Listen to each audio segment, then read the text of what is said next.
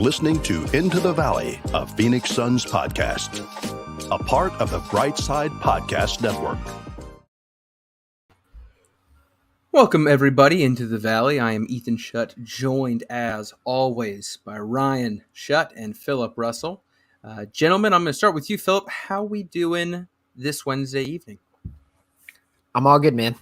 My life is inside now because of how hot it is outside. True. But we're all good. I saw a thing today that said the feels like temperature here in Bowling Green, Kentucky was 119 degrees. So we're just chilling. Ryan, how are you doing, bud? You've been traveling a little bit. I have. I just got in from New Orleans a couple hours ago, and let me tell you, it felt much better being in that city after beating New Orleans in the playoffs than it did flying through Dallas 2 days after losing to them in the playoffs. Dallas sucks, man. If a team's going to do it, at least be a team I already don't like, you know? The people of New Orleans do not like Devin Booker. By the way, that is a quick observation for you. Were they just walking around with like signs or something? No, the few people talked to me because I was wearing a Suns shirt. That'll do it. And made it quite clear that Devin Booker was not their favorite person. Hey, Ethan, how are you doing, man? I'm doing all right. I also haven't gone outdoors because it's sucking the life out of me, and it's so hot. I actually told Brooke today I went out to let the dog out, and it felt like I was in Arizona. Who let the dog out? Who? Yeah, that's me. He's on first. It felt like Arizona, like dry heat of just how can my body feel this way? And it was an experience I've only experienced with my time in Arizona and a couple places out west. It's miserable. Don't like it one bit. So I'm really glad that we have a hobby that allows us nerds to sit on our computers and talk to each other and then share it with the world. It makes life a little bit better than doing anything outdoors right now. So it's good. It's good. We've got an interesting episode ahead of us, gentlemen. Pretty rare when we don't have a host of topics, either creative ones that we're making up to provide a nice change of pace from the monotony, or, you know, the NBA world is giving us stuff to talk about. And in this case, we have the topic of Deandre Ayton in front of us. And I think given how much has gone into this, it would be a disservice to try to just put this in as a piece of another episode. We thought it made the most sense to just say, hey, we're going to have our episode. We're going to talk about this. And then we can move on from this thing that has been a story for a very long time with more speculation than you could even imagine. And with that, Ryan, Philip, Deandre Ayton, a signed Phoenix Sun for the next few years. Before we start breaking down the nitty-gritty of it all, what were your first thoughts in the 13 minutes that was signs the paper for the Pacers Suns match? I guess if you want to tease it out more, Woj did drop a few hours beforehand that he intended to sign and the Pacers were interested. So we had a little bit of a heads up, but in reality, it was about 10 minutes of exciting news before everything was kind of just gone. Philip, I'll start with you. What was kind of your first reaction watching this thing play out? So it was just a two-stage reaction. Because of the wording of the Woj tweet initially, I thought, oh, this is the day the Kevin Durant deal goes down. Because it was worded like he hadn't signed anything yet, but they had a deal set in stone. So it was like, okay, Suns signed him to that deal. They ship him off to the Pacers. Things are going to start moving. But as soon as Woj tweeted that DA had put a pen to paper, there was no question about it. It was re-sign him, and that's a good thing. Ryan, what about you? Yeah, to me, I was just more bracing for the roller coaster because it felt like whoever made the first move was going to set off this domino reaction that I thought was going to probably end up triggering 3, 4, 5 teams to make some sort of move. Really, aside from the drama that played out on Twitter of A deal has been extended, has it been extended or signed? Well, does he have till midnight? The Suns now have 48 hours. Aside from that kind of hype and drama, it was pretty low key. If you now here we are, several days removed, and you look back at it, there really wasn't a whole lot going on. It was the Pacers made their move. The Suns said, "That's what we've been waiting for. Thank you. We'll sign DA and we'll move on." And nothing's really happened since. So I thought it was going to trigger off much more of a domino kind of butterfly effect, but have been really surprised by how little has come of this contract. When it was all said and done, I guess let's go through initial thoughts. And I think it's already been touched on by one of you. When the news came out, did your gut say, "Oh, he's about to be a Pacer"? Did you think when that first story broke, he's going to Indiana? Based on everything we had heard leading up to it, based on your own personal feelings, did you ever think he was just going to sign? I personally didn't. I think maybe in the split second afterwards, in my kind of, you all know me more than our listeners do. Obviously, I like to kind of exaggerate and really make things a big deal. I think I may have just off the cuff said something like, "Oh, that's it, he's gone," but I don't think I ever really believed that. It definitely felt more as just kind of a starting point. I'm not sure I ever thought he would be a Pacer necessarily, unless it was involving Miles Turner. Yeah, man. 4 weeks ago, we took a look at DA and we looked at this past year's performance, and it wasn't just the Game 7, which probably has become too big of a deal in a lot of people's assessment of DA. DA was phenomenal for the Suns all year long, with the ups and downs. If you look at it statistically, his production on the court was great, especially for a point guard and combo guard centric team where you either have the ball in Chris Paul's hands or the ball's in Devin Booker's hands. His production was incredible. His efficiency was great. His defense was leveled up beyond an already good defensive outing the year that the Suns went to the finals. So we all said he pretty much exceeded our expectations. So then when you say, okay, a guy who exceeded our expectations has now re-signed, that's good news. It is good news that the Suns did not let DA go and bring nothing back. Yeah, that was my one thought. It was just, there's no way they're letting him walk for nothing. And so when that report came out, it was, okay, either a trade's going down or he's coming right back. See, and I also didn't see that necessarily as part of a Kevin Durant play, because at least in what I've seen, the Nets have been pretty clear that they weren't interested in DA. So to me, I didn't see it as having much of a ramification on the KD outcome. It felt more to do strictly with Pacers and maybe other people facilitating that sign and trade if it were to take place, because the whole time, at least in my head, I had made up in my mind based on what I read, there's no way Ayton and the Nets are connected at this point. And it seems to me that that's still very much obviously was the case. Yeah, it was. And again, you never know how much of what we hear is the truth. But now that some of it's been put to bed, I think what we can discern to be possible, the Nets had no interest in Ayton. I don't think that was no interest in him as a player. I think it was probably more of the contract that would have come with him, in my opinion.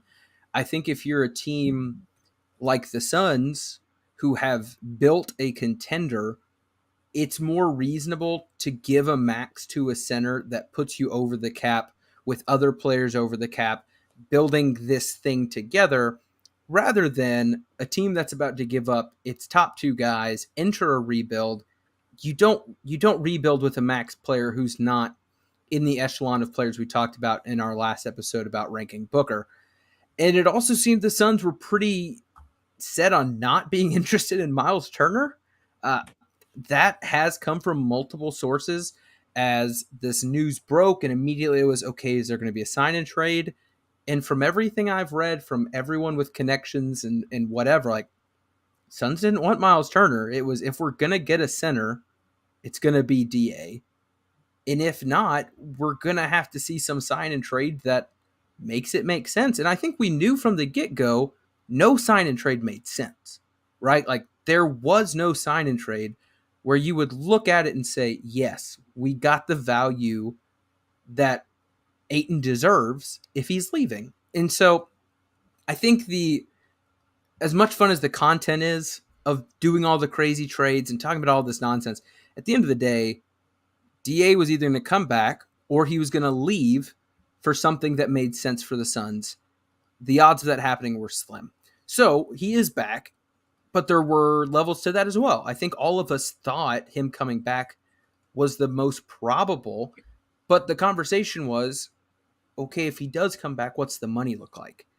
So for those listening, because the Suns had DeAndre Ayton as their draft pick, as their initial player going into free agency, they could have offered him a 5-year max of, I believe, $178 or $179 million max. So you can read the Woj tweet of like biggest, what was it, qualifying offer extended or biggest max offer, whatever. That is true based on how restricted free agency works, but that's not the most money DeAndre Ayton could have received. The most money that could have been received was from the Suns for 5 years for that amount of money. What happened, though, because they let another team make the first move, all they had to do was match. So the Pacers were kind of in the driver's seat, even if it was just for 10 minutes, of building out the contract that would be offered to Ayton and then signed. So what the Suns ended up doing was they just matched what the Pacers put in front of DeAndre Ayton, which ended up being let me pull up more of my numbers, a 4-year, $133 million max. So I want to take a moment, guys, as we talk through this. There's a lot of parts to it. Let's talk money. Let's just focus on DeAndre Ayton's back. This is the contract, and what does that mean? So if you have your handy dandy contract charts out here and wanted to see, okay, that's a lot of money, 4 years, so it's a pretty long contract. We've heard that number thrown out since that's what Kevin Durant's currently sitting on. What does that mean in terms of Ayton's money, maybe in terms of where he ranks in the league?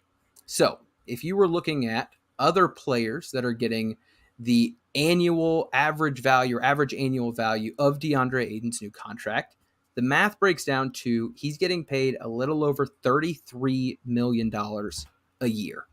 Now, obviously, each contract's different. Some are front-loaded, some are back-loaded. A lot of gymnastics can be done. But if you're looking at Ayton's contract, other folks around him, right in that 30, let's just say 32 to 33 range, are Jason Tatum. Well, that gets a little tricky in a second. Donovan Mitchell, De'Aaron Fox, CJ McCollum, Drew Holiday, Kyrie Irving, Pascal Siakam. These are some big boys. These are dudes who are big time players on big time teams. For reference, though, Devin Booker, who just signed a super max that I believe have all universally praised here, his average annual value is about to be $56 million a year, which is just That's dummy money, man. It's just a mind-blowing amount of money. So what about just within centers? What about just within Ayton's position? How does he rank? I think you guys might have looked ahead or cheated, but on average, how many centers do you think right now, in terms of average annual value, are making more per year than DeAndre Ayton's new contract? Do you count Anthony Davis and Bam Adebayo as centers? I think you have to. I think Bam for sure primarily plays at the 5. I think Davis in his mind is a 4, but they play him at the 5. But the other question is about Karl Anthony Towns, now that he has another center on his team. So if you take all of those guys, it's like 5 to 6 who are making more than DA. Yeah. So here's what I'm seeing. And some of this is, it's kind of funny. Guys like Jokic are on there twice for what he's on versus what he currently has. But you're looking at Jokic, Embiid, Karl Anthony Towns, and Rudy Gobert. So I think everyone feels good that he's not making more than those guys. Would you agree? Yeah, absolutely. Like, I think if any of us saw that the Suns were paying Ayton more than those guys were getting paid, it would give you a heart attack. If you're a Jazz fan, how do you feel knowing that you have two of the highest paid centers in the league? That's pretty cool, right? No? T-Wolves. T-Wolf. Sorry. Yeah. So weird still. Gobert on a team that's not the Jazz is going to take a while to get with. So within the context of like other players making around that much money, which centers are getting paid more than him? How do you feel about it just in terms of the numbers? Because obviously none of us can even grasp, I think, what that much money actually looks like in a bank account or in terms of like standard of living. But just in terms of comparison with everyone else, what are your thoughts now that we see what that contract ended up being? I think it's just about right. So I want to read a list, and I'll say when DA is in here. So you have, and I'm going to add some guys who effectively play center, or at least play center some of the time. So you have Nikola Jokic, Karl Anthony Towns, Rudy Gobert, Joel Embiid, Anthony Davis, Bam Adebayo, DeAndre Ayton, Al Horford, Jared Allen, Nikola Vucevic, Clint Capella. When you listen to that list, the only direction DA goes on that list, if you flip it and say, okay, we're not talking about how much money you're making, we're talking about ranking who's the best, the only direction he's going is up. Right. The only one. There's no argument for him to go down on that list. So then monetarily you would say, okay, about right. Well, Ryan, and I think, what do you think? Yeah, I think especially too if we're looking at the total value of the contract, to speak to the same players Philip's looking at, there is a noticeable difference and drop off after Ayton. If we're looking just at the true centers, the players who are classified as true centers, so removing Adebayo, removing Davis, there's almost a 30 million drop off between Ayton and Horford, and a 32 million drop off. Again, total value for the contract between Ayton and Allen. To me, that speaks to the talent difference and level and age of all of those players. I think he's right where he needs to be. I think talking about $133 million for Ayton, given the context of everything, is just kind of hard to swallow for some people who are putting more emphasis on things that probably don't deserve the emphasis it's getting. But I think he's right where he needs to be when you're talking total value for what he brings to the table, for his potential long term, and for the position. I think it's a fair contract, and it was brilliant of the Suns to basically make the Pacers make the first move and not, as you were mentioning earlier, go for that 5-year, 170 plus deal, because then I might have some questions. But I think the 133 is right where it should be. There's a couple things that I want to bring up. I want to first kind of go along with what you said, Ryan, the idea that it was brilliant to let the Pacers make the first move.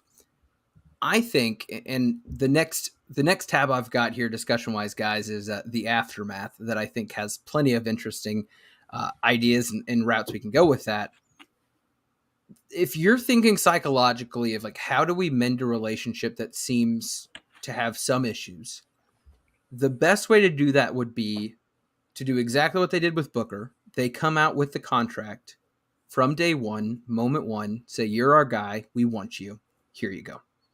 And here's the problem. I think if they would have come out day one and said, here's 4 years, 133 mil, I don't think he signs that.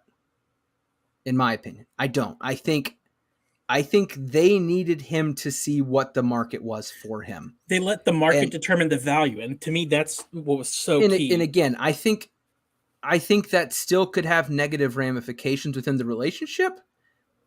But at the point in which they were at, I don't know if that can be the breaking point. I think we either already had a breaking point and it's being smoothed over with piles of cash, or the breaking point wasn't quite hit yet. So there's point one, the psychological thing. We'll talk about that more in the aftermath. My second point, based on what you said, Ryan, when it came to the people are upset because of things that maybe are getting blown out of proportion. I like to have a stance on things and be able to present a good argument or reason for why I feel them. I think what you're referencing are the folks that say, I don't want Ayton to get paid this amount because video games, whiny game 7, P-tests, and steroids, right? I agree. I think if that is why you feel strongly about Ayton getting this money in some negative way, that's dumb. I'm with you. What gets me, and I'm happy Ayton's back. I think if you're going to bring him back, it's a great contract. What gets me is I still am going to continue to have my flag firmly planted in the centers are not the answer movement within the NBA. And so I pull up this list of centers making a crap ton of money. The highest paid center that's played in the NBA Finals is DeAndre Ayton, followed closely by Al Horford. And I have an asterisk on Al Horford because that was an overpay from Philly that they realized was a mistake. He then pinged around within that contract that he probably couldn't get again today. Nevertheless, I continue. You then have to scroll down to Brook Lopez on a 4-year, $52 million deal. I think that's the sweet spot of a championship center in the way that we're starting to see things. Kevon Looney, again, showed great value in adding to a team that can win a championship in today's NBA. He got paid nothing like what we saw. And then funny enough, the next one on the list is Robert Williams, another Celtic center. When it went back to me stating that I didn't like the idea of paying big bucks to DeAndre Ayton, I think you could have scrapped his name out of it and just said a center. And I felt like my argument would have been stronger. The fact that his name got attached to that argument, I think the dumb opinions that you referenced, Ryan, kind of like diluted the argument and kind of weakened it up. But I still feel really strong about this shift in positional value within the NBA. You've seen it in the NFL. You've seen it in many different sports. And I'm really curious to see what this contract will look like in the future when you look and say, hey, look, another team just won the finals with a young, athletic, defensive-minded center who does what's required on offense, but that's about it. I don't know. Like, I don't love that the team is paying this much to a center, no matter who the center is. And so props to the T-Wolves for being like the antithesis of everything I believe in, I guess, and just saying, Ethan, you're an idiot. I'm going to pay all of my money to centers, and we'll see what happens. But I don't know, man. Ethan, I think, too, like, anybody who listens to our podcast regularly can pull up the receipts on the things that I've said about Ayton and the concerns I've had regarding all those dumb things that people get worked up that you're talking about. But at the end of the day, I think he is a great asset to the team. And I can still be concerned about those things. And people are right to be concerned about those things. I think they're red flags for reasons. But his play has shown he's worth being paid. And I think what's important to realize, too, kind of to your point, I mean, I agree that the center shouldn't be that cornerstone money-wise to a championship team. But it comes back to the market determined the value. It wasn't something where the Suns are saying, I think you're worth this much because this is what you contribute to the team. The NBA has shown, based off how people are making their signings, that this is how the league values that position at this price. And so for that, it's, in my opinion, a fair deal, but still has red flags, which in the aftermath, I'll address some of that too. But it's hard for me to be upset about this. Right. And that's my thing. I think the deal is a great deal. Right. And I think bringing him back was the right answer. I don't think it was like this worked out. They plan B or C. Like, I think this was option A. How do you handle Ayton? You sign him, you bring him back. And if you can do it without paying all the money, that's a great result. So again, we'll talk about some of the psychological aftermath of the relationship, but I do think it was right. I just felt like for all the things I've said, especially on Twitter, about paying the center, and that dates back to the Ayton draft. I mean, I went on unnecessary rants about this then. I still believe it now, which means maybe I really, really, really do believe it. But that said, I think it is a good outcome. Philip, what do you think on all this?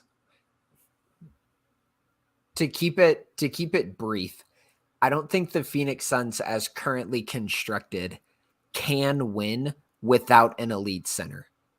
When you're going to put Chris Paul forward as the or one of the focal points of your offense, you have to have a guy like DA. So it's not just that centers aren't as valuable in isolation. It's that the center position for a team like the Suns probably has an increased amount of value because of the other pieces that they have. So that's probably making the contract more palatable for the guys in the front office.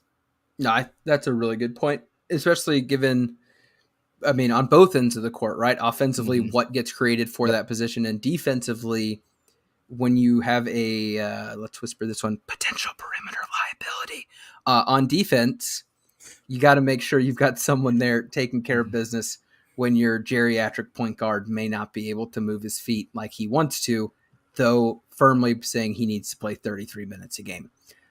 We'll see. So there's the money for you. Let's move on to the aftermath. Now, take it however you want. I've already mentioned, I think there are some interesting threads to follow. So I'm just going to bring up a couple of them that pop up in my head. If you have thoughts on any of these and want to take that path down, happy to go with you. Within the aftermath, I think it'll be interesting to monitor a few things. Number one, what is Ayton's relationship with the Phoenix Suns?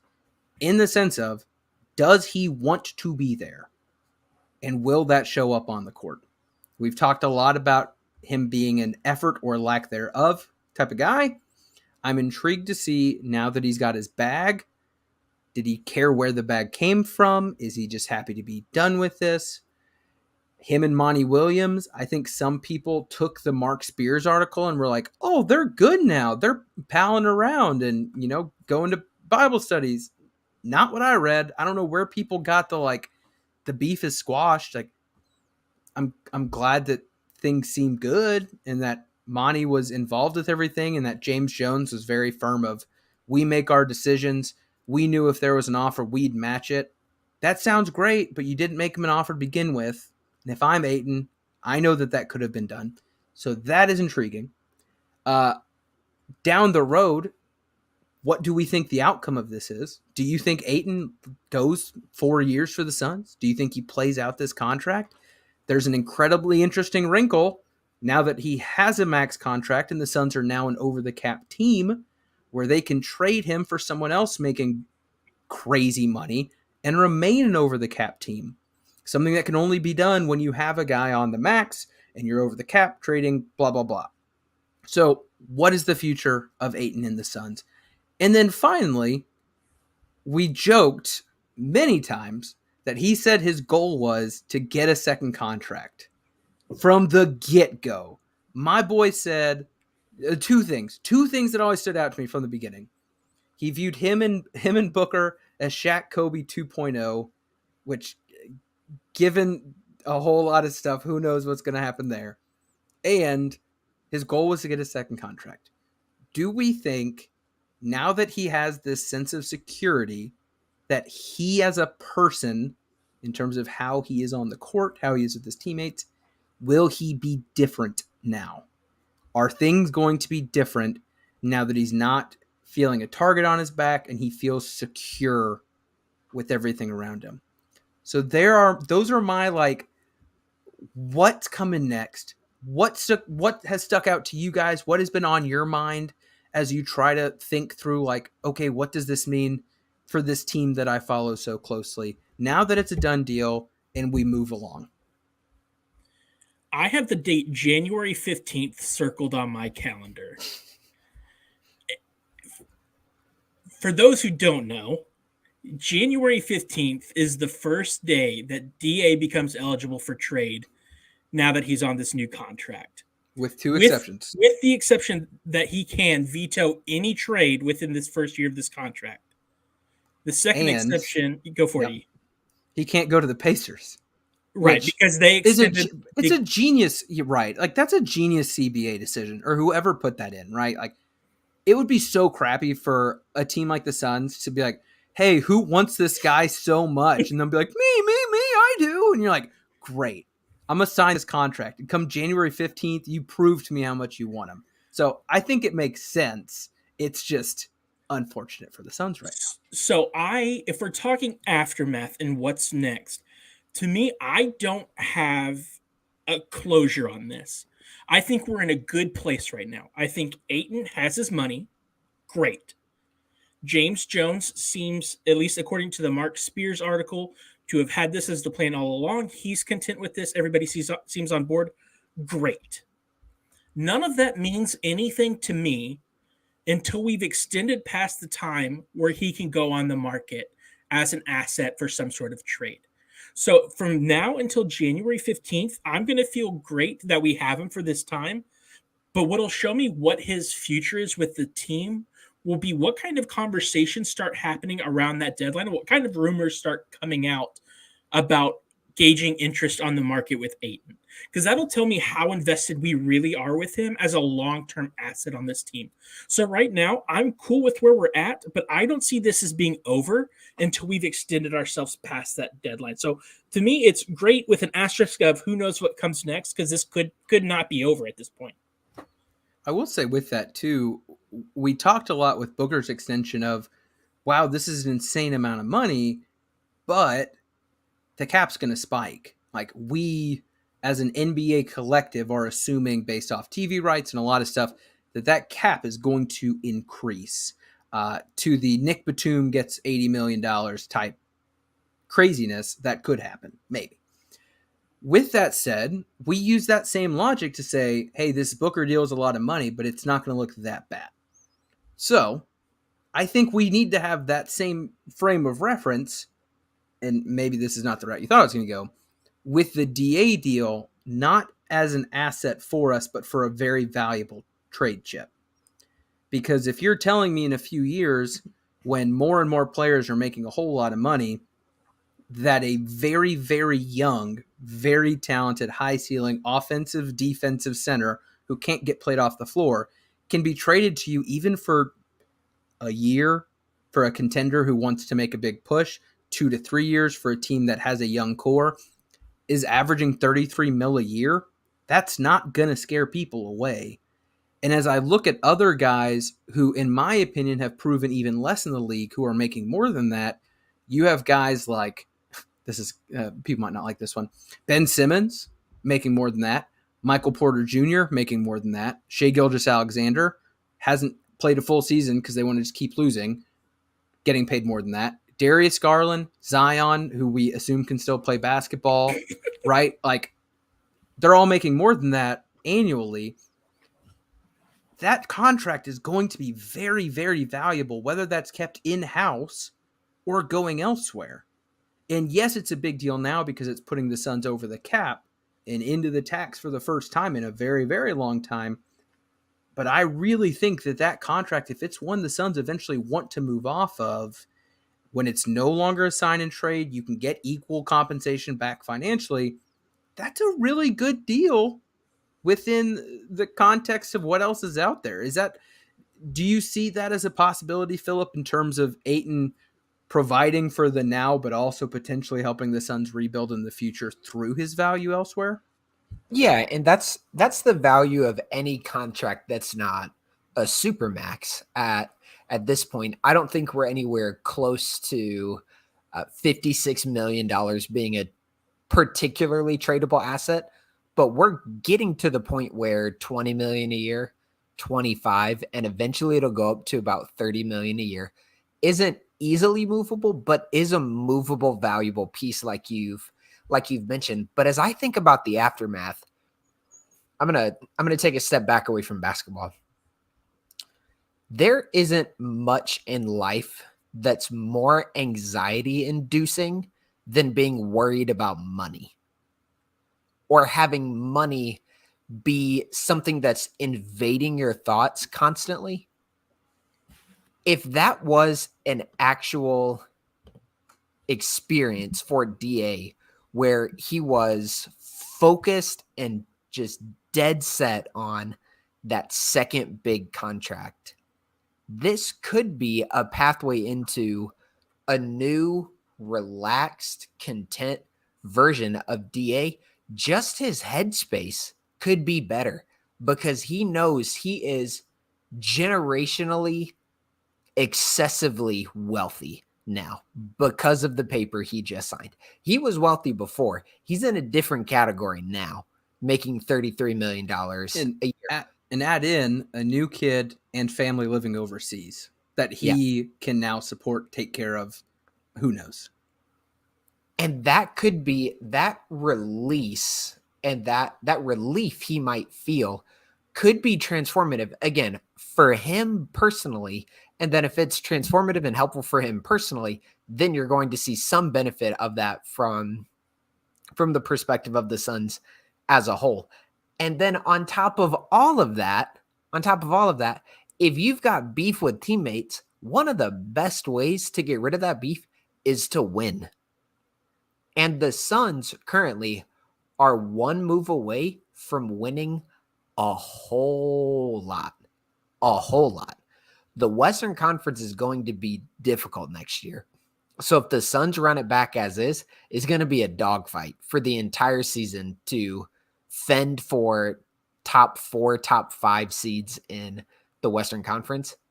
If 4 out of the 5 of the starting 5 are Chris Paul, Devin Booker, Kevin Durant, and DeAndre Ayton, they're going to win a bunch of games. And that could be a way for DA to relax, to find the joy in winning on top of the joy and relief that he can find in a contract. So I think best case scenario, the aftermath is KD comes, DA releases. He has his worth in a sense from the contract that the Suns have just given him, and then they go out and win a bunch of games. So you bring up Kevin Durant. I wanted to close with a couple of yes or no questions for you guys. And if the spirit moves you to expound on your answer, feel free to do so. This is an open forum here. The first question I had was, as of right now, this is today, this is no speculation of new players, are the Suns better than they were last season? Yes or no? No. Okay. Question 2.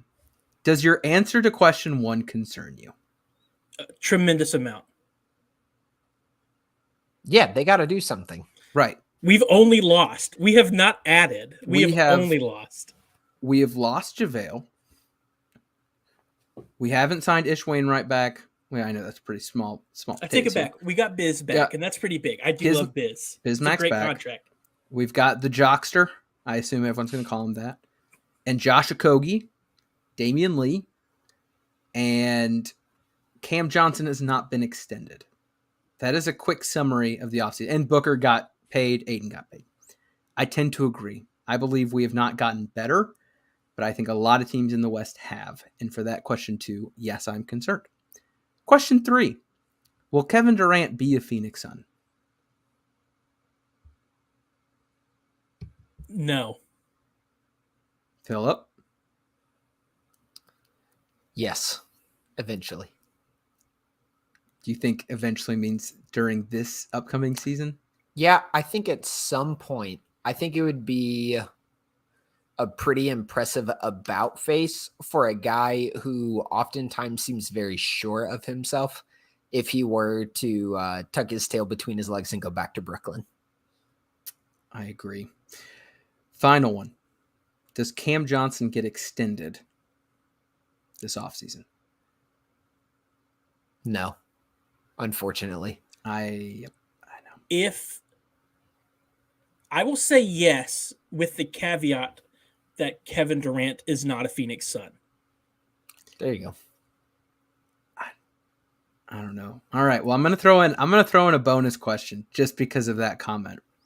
Is it possible for Kevin Durant to become a Phoenix Sun without giving up Mikal Bridges and Cam Johnson? No way. No, that would be a dereliction of duty if the other GM does not demand both of those young wings. I know. That's tough. I may not do it in a heartbeat, but that's so tough. never mind. I was about to take us down some other rabbit hole that's I don't think worth it at this time. But even then, if Ryan's like, I'm not going to do this, but I'm going to do this. no, say we get Kevin Durant, we still are so empty after that. Who else is there? It doesn't matter. Yeah, I'm of the persuasion that Book, Does Paul, that carry you to a Durant, title? Ayton, and yes. It's Kevin Bleeping I hope Durant. so. I hope so. But I don't know. The bench just, to me, would be so empty. It can. The Suns are trying to position themselves to have such an overwhelming first group that the subs they put in don't matter, because at all times in the playoffs, then you will have two of those big four on the court. And the idea would be that is enough creation, talent, defensive versatility for at least two, kind of three of those guys that can carry the rest of the roster. I hope so. I just really want a title. That's all. Is it too much to ask? I just after Ethan and I ruined it by going up to Milwaukee. We did not ruin it. We witnessed Cam Johnson's biggest dunk in history. I just really want it. And I hope we get KD. I'd love to get KD, but even that doesn't look realistic anymore. I don't know. Ethan, wrap this up. Ryan sounds like he needs to go cry into a beer. I'm going through it right now. Ryan's sad. I've been sitting with these feelings for hang a on, while. Pause. Both of you have an uncanny ability towards the end of the episode to just bring up sad boy hours, Phoenix Sun style. Like I thought this was a safe space. It's just where somehow the conversation always leads. I have 17 years of this in my soul. Yes. What I think this is something that gets embedded in Suns fans. 100%. Which can't relate. We got 6 championships as the Bulls. All that for you to flex. Hey, how many of those were you alive for? 3. How many of them were you old enough to know what was happening? 2. It's pretty convenient that you picked the 2 strongest dynasties of the last 50 years to be your 2 favorite teams. That's all I'm saying. Pretty convenient. Goodness. I only pick winners. Practice safe podcasting and wrap this up. Gentlemen, that might be one of the best lines you've ever said on this podcast.